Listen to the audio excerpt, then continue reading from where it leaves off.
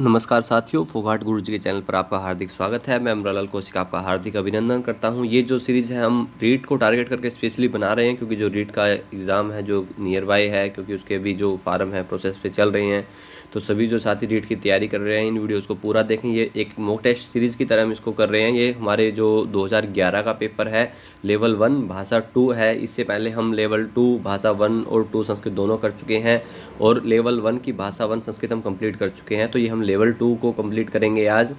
और जो साथी तैयारी कर रहे हैं मैं उनको बार बार कहेंगे वो मॉक टेस्ट सीरीज़ की तरह इसको देखें। ये 20 से 25 मिनट का वीडियो होता है, तो डेली हम शाम को इस वीडियो को करने की कोशिश करेंगे। 8 बजे हम फिक्स इसके लिए टाइम कर रहे हैं। तो सभी साथी इसको प्रैक्टिस करें, जो भी आप तैयारी कर रहे हो इसमें से आंसर करें, और इसमें आपको एक प्रॉपरली आप पैटर्न की तैयारी कर सकते हैं कि इसके अंदर क्या पूछा जा रहा है। इसके लिए भी हम स्पेशली आपको आगे टॉपिक्स को भी अलग से कवर करवाएंगे, ठीक है। और हम इस वीडियोज़ को सभी को एक्स्ट्रा फैक्ट्स के साथ कवर करें, जिससे कि उससे रिलेटेड कोई भी क्वेश्चन आपके सामने आए तो आप उसको इजीली टिक मार्क कर सको।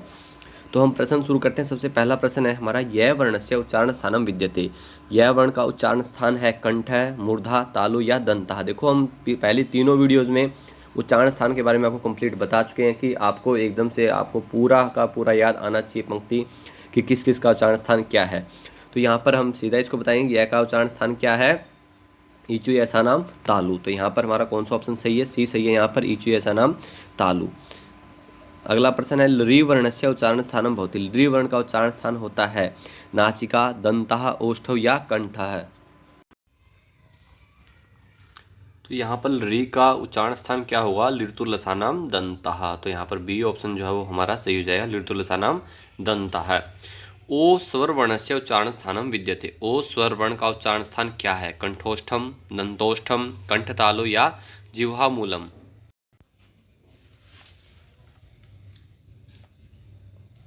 ओ दौतो क्या होता है, कंठोष्ठम। ओ और जो औ उच्चारण स्थान क्या होता है, कंठोष्ठ। तो कौन सा ए ऑप्शन जो हमारा सही हो जाएगा, कंठोष्ठम। अगला प्रश्न है, उष्म वर्ण है वर्तते। इनमें से कौन सा उष्म वर्ण है, र, है, प और व। सबसे पहले हमें उष्म वर्णों का पता होना चाहिए कि क्या है, जो इनके उच्चारण में मुख में से ऊष्मा का निकास होता है, अतः इन्हें उष्म वर्ण कहा जाता है। कि जिनमें क्या होता है, मुख में से ऊष्मा का निकास होता है, वो क्या होते हैं, ऊष्म वर्ण। और जिनके उच्चारण में वायु मुख से बाहर नहीं निकलकर अंदर ही विद्यमान रहती है, उन्हें क्या कहते हैं, हम अंतस्थ कहते हैं। तो उष्म वर्ण कौन कौन से होते हैं हमारे, श, श और है। तो इनमें से यहाँ पर कौन सा है यहाँ पर। तो यहाँ बी ऑप्शन सही है। और हमारे जो अंतस्थ वर्ण वो कौन से होते हैं, य, र, ल और व। तो इस तरह से र और व जो है ये क्या है, अंतस्थ है। और उसमें कौन सा है, तो यहाँ पर हमारा उसमें पूछा गया, तो कौन सा ऑप्शन है हमारा, बी ऑप्शन हमारा सही होगा। नदी शब्दस्य द्वितीय भक्ति बहुवचने रूपम भवति। नदी शब्द के द्वितीय भक्ति के बहुवचन में रूप होता है नद्या, नदीन, नदी या नद्य। कौन सा होगा, तो यहाँ हमारा ऑप्शन सही हो जाएगा। सबसे पहले हम देख लें कि यहाँ पर कैसे रूप चलता है हमारा। जैसे नदी, नद्यो, नद्यः, नदीम, नद्यो, नदी ही। तो नदी ही होगा, तो कौन सा ऑप्शन सही है, वो है सी। तो यहाँ पर हमारा सी ऑप्शन सही हो जाएगा। नदी शब्द के द्वितीय विभक्ति बहुवचन में क्या होगा, नदी ही। अगला है, अस्मत् शब्द से तृतीय एकवचने रूपम विद्यते। अस्मत् शब्द के तृतीय एकवचन में रूप होता है मया, मम, मत या मई। अस्मत् शब्द के कैसे चलता है, शब्द रूपीय अहम, आवाम, वयम, मम, आवाम, अस्मान, मया, आवाभ्याम, अस्माभि। तो क्या कौन सा है ऑप्शन होगा यहाँ पर, मया। तो यहाँ पर ए ऑप्शन हमारा सी हो जाएगा, मया। अगला प्रश्न है, तत्शब्द से पुल्लिंग सप्तमी एकवचन रूपमस्ति। तत्शब्द के पुल्लिंग में सप्तमी एकवचन में रूप होता है तस्याम, तस्य, तस्मिन या तस्मई। सबसे पहले हमें पता है कि पुल्लिंग पूछा गया है हमसे, क्योंकि तत् के जो रूप हैं वो तीनों लिंग में चलते हैं। तो इस तरह से हमें पुल्लिंग पूछा गया। तो पुल्लिंग में क्या होगा, स, तौ, ते, तम, तौ, तान, तेन, ताभ्याम, तई, तस्मै, ताभ्याम, तेभ्य, तस्य, त्योः, तेषाम, तस्मिन्, त्योः, तेषु। तो कौन सा होगा यहाँ पर हमारा, तो यहाँ ऑप्शन हमारा सी हो जाएगा, सी, तस्मिन्। तो सी तस्मिन् बनता है हमारा तत्शब्द के पुल्लिंग सप्तमी एकवचन के अंदर। मुनि शब्द से षष्ठी बहुवचने रूपम भवति। मुनि शब्द के षष्ठी बहुवचन में रूप होता है मुनीनाम, मुनीनाम, मुनीन या मुनीषु। षष्ठी बहुवचन के अंदर सबसे पहले हमने यही देखना है कि कौन सा पूछा गया हमसे, षष्ठी बहुवचन पूछा गया है। तो षष्ठी बहुवचन को हमें बताना है, तो उसमें कौन सा रूप होगा हमारा, मुनीनाम, मुनीनाम,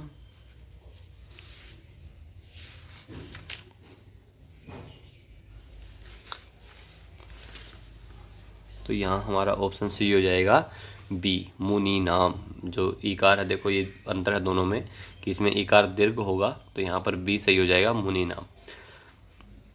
दा धातुः लट् लकारस्य प्रथम पुरुष बहुवचने रूपं वर्तते। दा धातु के लट् लकार के प्रथम पुरुष में बहुवचन होता है ददन्ति, दद्मः, ददति या ददामि। लट प्रथम पुरुष बहुवचन।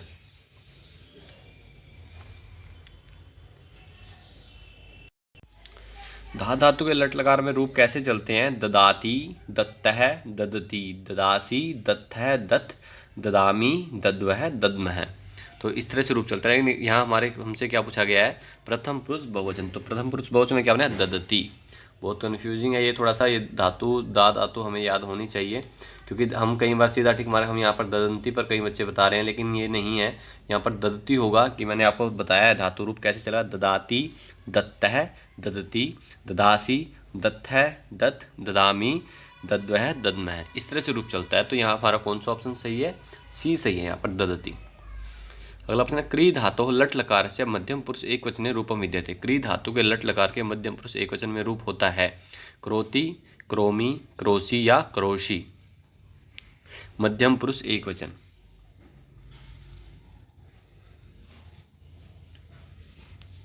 तो यहाँ पर हमारा रूप होता है क्रोशी। ठीक है, यहाँ पर क्रोशी याद कर लेंगे, क्योंकि कई बार यही हम इसको टिक मार्क कर रहे हैं। जैसे ऐसे ही प्रश्न हमसे पूछे जाते हैं जहाँ कन्फ्यूजिंग होता है, तो ऐसे हमें स्पेशली ध्यान रहने चाहिए। तो यहाँ डी ऑप्शन हमारा सही होगा, क्रोशी। पठ धातु लंग लकार से उत्तम पुरुष एक वचन रूपम अस्ति। पठ धातु के लंग लकार के उत्तम पुरुष एक वचन में रूप होता है अपठम, अपठः, अपठत या अपठन। हमसे क्या पूछा गया? उत्तम पुरुष एक वचन। कैसे रूप चलते हैं? अपठत, अपठताम, अपठन, अपठः, अपठतम, अपठत, अपठम, अपठाव, अपठाम। तो कौन सा रूप होगा हमारा यहाँ पर? तो यहाँ हमारा ऑप्शन सही हो जाएगा, अपठम। अपठम, अपठाव, अपठाम, इस तरह से रूप चलते हैं। तो ए सही है यहाँ पर हमारा, इस तरह से।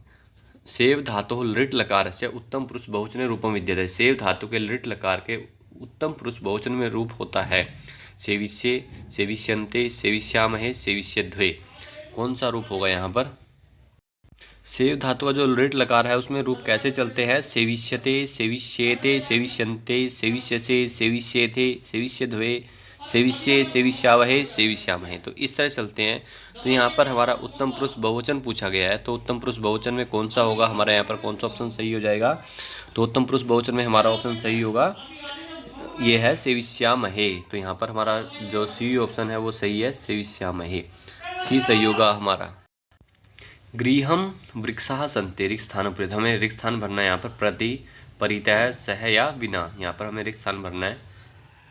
गृहम वृक्षाः सन्ति। तो यहाँ हमारा कौन सा ऑप्शन सही हो जाएगा कि गृहम परितः वृक्षाः सन्ति। घर के चारों ओर जो है वृक्ष हैं, तो यहाँ बी ऑप्शन हमारा सही है, परितः। वयम विद्यालय गच्छा, विद्यालयम गच्छामः, रिक्त स्थानम समुचित शब्देन पूरयत। यहाँ पर हमें रिक्त स्थान को भरना है, यहाँ भी अभितः, विना, प्रति या सह। वयम विद्यालय, विद्यालयम, हम विद्यालय के लिए जा रहे हैं, तो क्या होगा ऑप्शन यहाँ पर हमारा? यहाँ ऑप्शन होगा हमारा सी, प्रति। वयम विद्यालयम प्रति गच्छामः। तो यहाँ पर हमारा ऑप्शन सी हो जाएगा, सी। रुच धातु योगे कारकम भवति, अपादानम, क्रम, करणम या संप्रदानम। देखिए ऐसे मैंने आपको एक्स्ट्रा फैक्ट्स क्यों कह रहा हूँ मैं बार बार आपको, कि यही जो प्रश्न है सेम हमने कवर किया है पहले, कि रुच धातु जैसे वो प्रश्न था, वहाँ पर वाक्य दिया गया था कि यहाँ पर कौन सी विभक्ति होगी, तो वहाँ हमने आपको विभक्ति बताई थी कि रुच धातु होने के कारण यहाँ पर ये कारक होगा। तो वो देखो सेम एज इट इज़ प्रश्न यहाँ पूछ लिया गया है। तो जो एक्स्ट्रा फैक्ट्स आपको बताए जा रहे हैं, आप उनको कहीं ना कहीं नोट कर सकते हैं, साथ साथ कवर कर लें, याद कर लें, जैसे भी आपको याद रहे वैसे उस तरीके से करें, क्योंकि उससे रिलेटेड आपका प्रश्न आएगा ही आएगा। जैसे आपका यहीं आप देख लीजिए कि आपका पहले में रुच धातु जैसे हमने वहाँ पर बता दिया था कि ये कारक होगा, और यहाँ पर वही प्रश्न है। तो रुच धातु के लिए हमने कौन सा कारक बताया था आपको? वो जिसने पिछली वीडियो देखी है वो जानता है अच्छे से, जिसने नहीं देखे वो देख ले उनको। तो वहाँ होता है संप्रदान कारक। डी ऑप्शन हमारा यहाँ से, जैसे मह्यम दुग्धम रोचते, तो यहाँ हमारा डी ऑप्शन से हो जाएगा। अला खला सज्जनम क्रुध्यति, रेखांकित पदम संशोधित। जो दुर्जन है सज्जन पर क्रोध करता है, तो यहाँ पर क्या हुआ? सज्जनाय, सज्जनेन, सज्जनस्य या सज्जने। सेम प्रश्न है, ये भी पिछले उसमें है, वही वाक्य है। वहाँ पर क्रोध धातु है, तो यहाँ पर आपको देखना है कि यहाँ पर कौन सा कारक होगा। देखिए यहाँ पे वही प्रश्न है, कारक ही है। अगर हमें कारक पता है तो हम इजीली ऑप्शन को मार्क कर सकते हैं वहाँ पर। तो यहाँ होगा सज्जनाय, खलः सज्जनाय क्रुध्यति, संप्रदान कारक, ये ऑप्शन सही है यहाँ पर। लाकृति ही तस्य संधि विच्छेद करने, लाकृति का संधि विच्छेद क्या होगा? लय आकृति ही, री आकृति ही, ला आकृति ही या लय आकृति ही?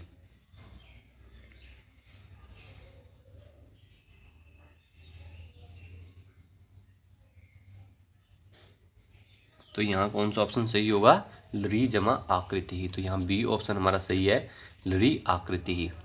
भौतिक कस्य संदेह उदाहरण, भौतिक जो है वो किस संधि का उदाहरण है? यण संदेह, दीर्घ संदेह, अयादि संदेह या उत्त संदेह? भौतिक के अंदर कौन सी संधि है?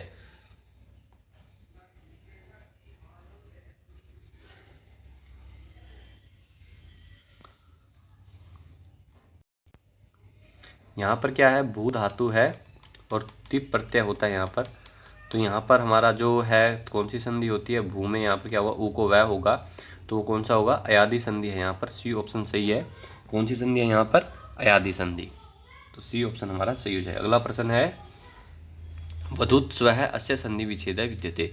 वधुत्सव का यहाँ पर संधि विच्छेद है। वधु उत्सव है, वधु उत्सव है, वधुत्सव है या वधु उत्सव है? सबसे पहले हमें वधु शब्द का ज्ञान होना चाहिए कि वधु में क्या होगा, दीर्घ उकारांत है या हर्ष उकारांत है। तो उसका अगर हमें पता है तो हम यहाँ कर सकते हैं। तो यहाँ पर कौन सा ऑप्शन हमारा सही होगा? वधु उत्सव है। तो यहाँ पर डी ऑप्शन हमारा सही होगा। वधु जो लिखते हैं उसमें उकार जो है वो दीर्घ है, तो वधु उत्सव है। अगला प्रश्न है, सच्चित अस्य संधि विच्छेद वर्तते। सज्जित जो है वो उसका संधि विच्छेद क्या होगा?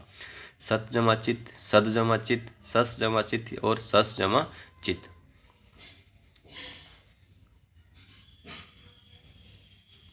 यहाँ होगा सत जमा चित। तो ए ऑप्शन हमारा सही हो जाएगा, सत जमा चित। अगला अपने संस्कृत ही समास है कतिविध है। संस्कृत में समास कितने हैं? सप्तविध है, अष्टविध है, पंचविध है या षड्विध है?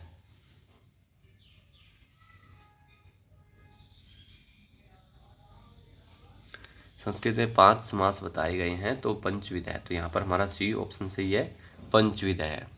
गृहीगतः उदाहरणं विद्यते। गृहीगतः जो है उदाहरण किसका है? तत्पुरुष समासस्य, बहुव्रीहि समासस्य, द्वंद्व समासस्य या अविभाव समासस्य। गृहीगतः, गृहीगतः किसका उदाहरण है?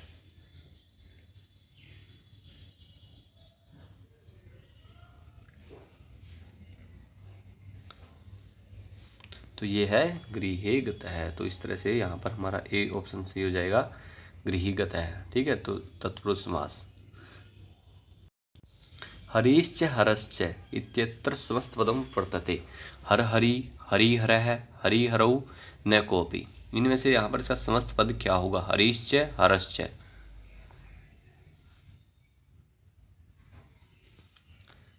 इसके अंदर कौन सा समास है? सबसे पहले हमें वो पता होना चाहिए कि यहाँ पर द्वंद्व समास है। तो यहाँ पर क्या होगा इसका? हरिहरौ। तो सी ऑप्शन सही होगा। हरीश्च हरश्च तो हरिहरौ होगा। तो यहाँ पर सी ऑप्शन हमारा सही होगा, द्वंद्व समास है यहाँ पर। चंद्रशेखर पदस्य विग्रह करनीय। चंद्रशेखर पद का विग्रह क्या होगा? चंद्रस्य शेखरे यस्य सः, चंद्रः शेखरे यस्य सः, चंद्रः शेखरे यस्मिन् सः या चंद्राय शेखरः यः सः।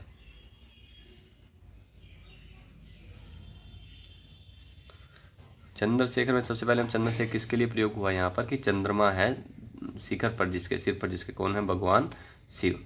तो यहाँ पर समास कौन सा है? बहुव्रीहि समास है। तो विग्रह कौन सा होगा यहाँ पर? चंद्र है शेखरे यस्य सः। तो यहाँ पर हो जाएगा ये बी ऑप्शन हमारा सही होगा, चंद्र है शेखरे यस्य सः। दान कत इत्यत्र प्रत्युक्तम पदम भवति। दत्तः, दातः, दत्तः या दानम?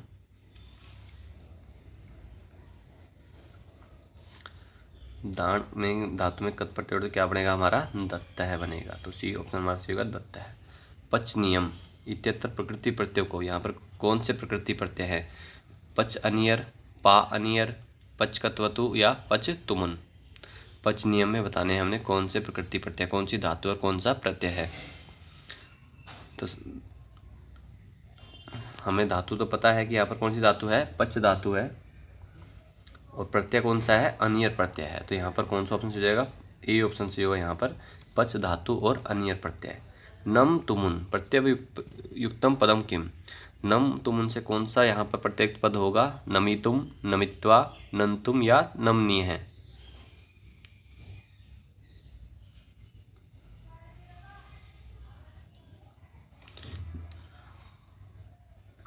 यहाँ पर होगा सी, नंतुम।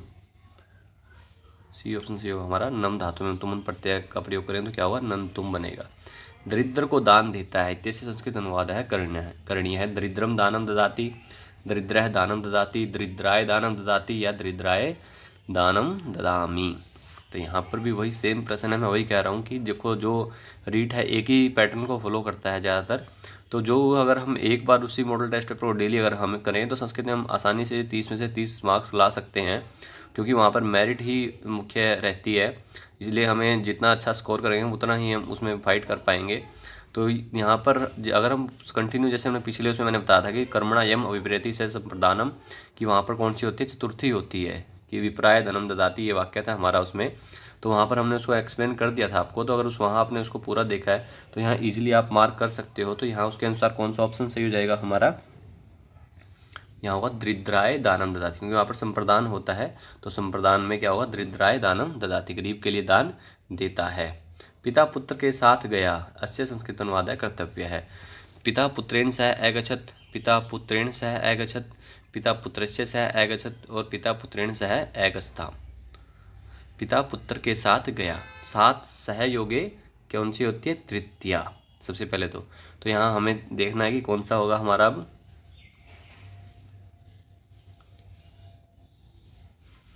यहाँ होगा पिता पुत्रेण सह अगच्छत्, यहाँ पर होगा पिता पुत्र के साथ गया। तो यहाँ बी ऑप्शन हमारा सही होगा, पिता पुत्रेण सह अगच्छत्। मेरा नाम गोपाल है, अस्य संस्कृत अनुवाद है विधि है, कि इसका हमें संस्कृत अनुवाद करना है। मेरा नाम गोपाल है, मम नाम गोपाल है, अहम नाम गोपाल है, मम नाम गोपाल है या मम नाम नाम है गोपाल है। यहाँ पर देखो बहुत थोड़ा सा कन्फ्यूजिंग भी है कि यहाँ मम हलंत लगा हुआ है, यहाँ नाम में विसर्ग लगा हुआ है। इन सब बातों को ध्यान में रखें कि हमें सबसे पहले पता होना चाहिए कि जो मम है षष्ठी विभक्ति हो गया स्मद में, वहाँ पर हलंत नहीं होगा। तो इस हिसाब से तो हमारा ये अब दो ऑप्शन बचते हैं हमारे सामने, ये देखो। लेकिन इसमें क्या है, हमें पता नाम नामनी नामानी नपुंसकलिंग में चलता है, तो वहाँ पर नाम में विसर्ग नहीं होंगी। तो यहाँ पर क्या होगा ऑप्शन हमारा? मम नाम गोपाल है। तो ए ऑप्शन हमारा सही हो जाएगा, मम नाम गोपाल है। तो सभी साथी जो वीडियो को देख रहे हैं वो सभी वीडियो जो भी हम सीरीज़ लेकर आ रहे हैं उसको कंटिन्यू देखें, कंप्लीट देखें। और जो नए साथी जुड़ रहे हैं वो चैनल को सब्सक्राइब कर लें, वीडियो को शेयर करें, लाइक करें और जो भी आपका सुझाव अपने कमेंट सेक्शन में दें। सभी का धन्यवाद। शुभ रात्रि।